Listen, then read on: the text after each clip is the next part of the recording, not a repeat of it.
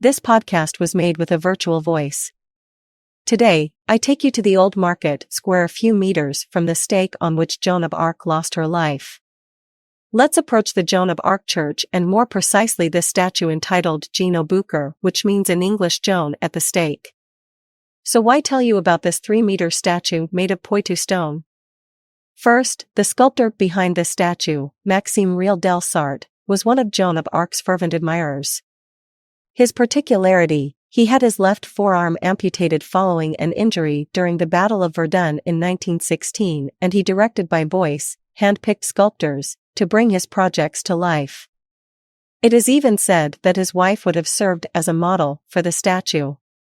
Then, this statue has two little sisters which are located in Buenos Aires, created in 1949, and Montreal, created in 1951.